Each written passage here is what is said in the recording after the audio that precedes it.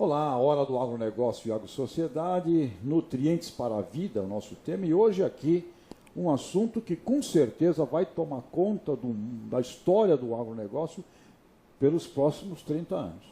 Esse assunto já tem um nome chamado biofortificação, e eu tenho aqui a honra de receber o Luiz Roberto Guimarães Guilherme, que é professor pesquisador da Universidade de Lavras, e que atua com esta ênfase, que é uma ênfase que é ainda pouco conversada, pouco discutida, mas que isso aqui vai ser predominante nas nossas conversas. Muito importante para produtores e técnicos que nos veem aqui e muito importante para o consumidor final, para nós, os leigos aqui da cidade, que somos os consumidores dos alimentos.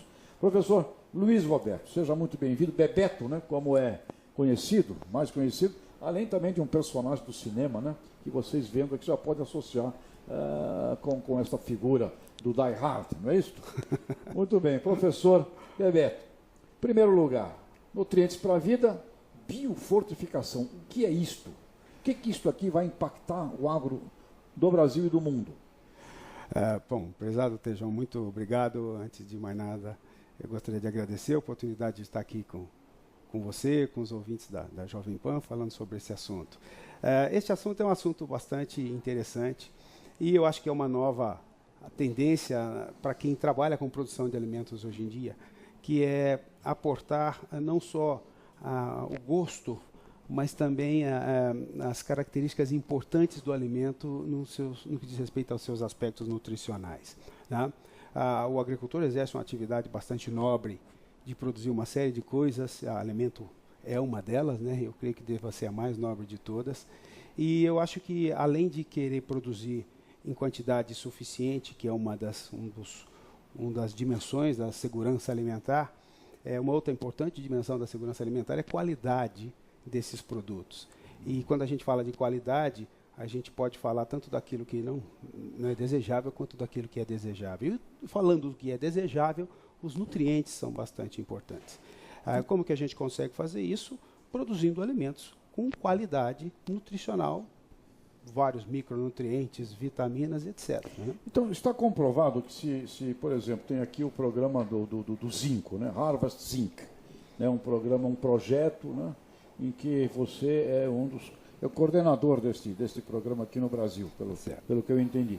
Então, se nós tivermos produtores que coloquem o micronutriente do zinco, isto está comprovado, impacta a minha saúde, a saúde do meu filho, da minha filha? Isso já é bastante estudado e está comprovado, particularmente em países que têm problemas de deficiência deste nutriente no solo. Esse programa Harvest Zinc, nós estamos coordenando a terceira fase do programa no Brasil, e esse programa é um programa mundial. E ele está basicamente nesses países que são grandes produtores de alimento, a China, a Índia, a Tailândia, são vários países, muitos deles situados na faixa de solos nos trópicos. Então, grande parte desses solos, eles são pobres de nutrientes. Se eu vou produzir um alimento e eu quero que esse alimento tenha um alto teor de nutriente, eu tenho que aportar este nutriente ao solo para que depois a planta possa absorver esse nutriente. Faz todo sentido. Certo. O Brasil é um país de solos fracos. Essa, infelizmente, né? Essa famosa terra roxa maravilhosa, onde é que ela está? Lá no Paraná? Em alguns lugares por aí? Essa terra roxa ela tem bastante restrição em termos de ocorrência. A terra roxa em si, por exemplo, ela não tem deficiência de zinco. Mas ela não ocorre em todos os lugares. Né? O Brasil é de solo pobre. E grande parte da nossa fronteira de expansão do Cerrado, né, que inclusive os estudos iniciais foram feitos lá em Lavras pelo professor Alfredo Lopes, dos trabalhos de prospecção há 40 anos atrás, isso já ficou evidenciado, que esses solos eram bastante pobres. Então, o programa permite que a gente possa produzir alimentos com qualidade. Você pode fazer isso de quais maneiras? Trabalhando com materiais genéticos que têm essa aptidão, mas não tem condição de você ter um material genético com alta aptidão extraindo de onde não tem. Perfeito. Então você tem que aportar o nutriente ao solo. Perfeito. Certo? Tem aqui um artigo, feijão com mais nutrientes. Pesquisa identifica potencial do feijoeiro comum à biofortificação. O feijão já é aquela coisa do brasileiro forte. Então, feijão biofortificado significa colocar no plantio do feijão, colocar micronutrientes tragam depois, no consumo deste produto, mais ingredientes da saúde humana. É isso? Exatamente. Esse é um trabalho, inclusive, que está se iniciando. Foi uma parceria nossa, da nossa universidade, com uma grande universidade no mundo aí, agrícola, que é a Universidade de Cornell, nos Estados Unidos, e com os colegas do Departamento de Agricultura da Universidade Federal de Lavras. Esse trabalho teve uma repercussão muito interessante, porque o feijão ele é uma cultura muito brasileira, né? E o programa Harvest Zinc, ele tende a atuar em culturas que possam atender grande parte da população mundial. Basicamente são duas: o arroz, né? Porque 600, 700 milhões de pessoas no mundo têm isso como uma dieta, a fonte básica de energia, e o trigo, que não é diretamente, mas indiretamente uma fonte. Agora, no Brasil, o conceito do Brasil é muito interessante, que a gente trabalha com o conceito de cesta de alimentos. Então, e nós temos a nossa dobradinha arroz e feijão, que é interessantíssima. Campeã. Então, se você consegue fazer um programa onde você coloca o nutriente no arroz e agora no feijão, a gente pode ter nutrientes que, às vezes, um acumula mais em um produto e outro acumula mais em outro. A gente fazendo essa dobradinha, a gente tem produtos com qualidade. Professor Bebeto, o que vejo então é uma união do desenvolvimento da pesquisa genética com a pesquisa de alimentos que você dá à planta e ao solo, isto transformando o mundo do alimento não mais somente em alimento, transformando isso numa política de saúde humana. Exatamente, isso é saúde humana. E um produtor que faça isso, ele também vai ser mais saudável. Claro. Até na sua inteligência da harmonização do contexto de todos esses aspectos, né? Exatamente. Da inteligência da gestão de todos esses aspectos. Ou seja, a indústria de fertilizantes no Brasil está hoje preocupada em levar o conceito de nutrientes para a vida. Isto é muito importante.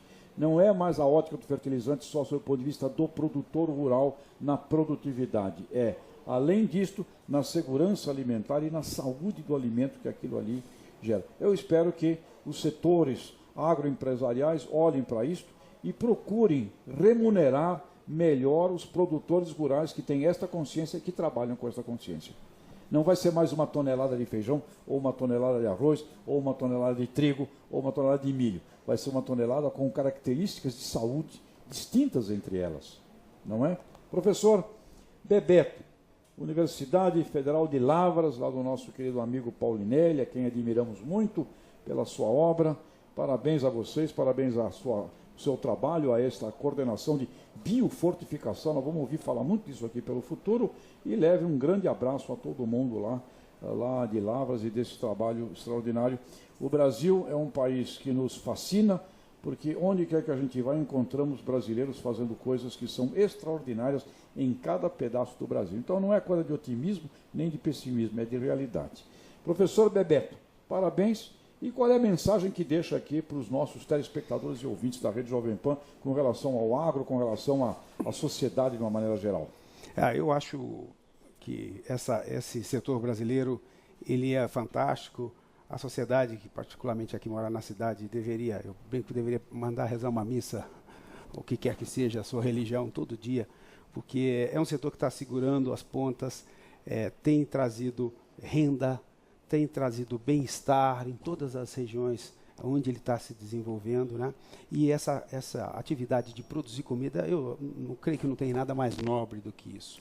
Então, o que a gente tenta fazer nisso é parte desse processo todo e dar uma ajudinha para essa turma que todo dia levanta cedo, que tem que encarar a condição adversa de clima, que tem que manejar solo, etc, para produzir a comida na mesa de cada um que está aí no seu dia a dia. Né? Bem, aproveitando aqui as últimas palavras do professor Bebeto, eu diria que Deus proteja todos os nossos produtores e produtoras rurais brasileiros. Até a próxima.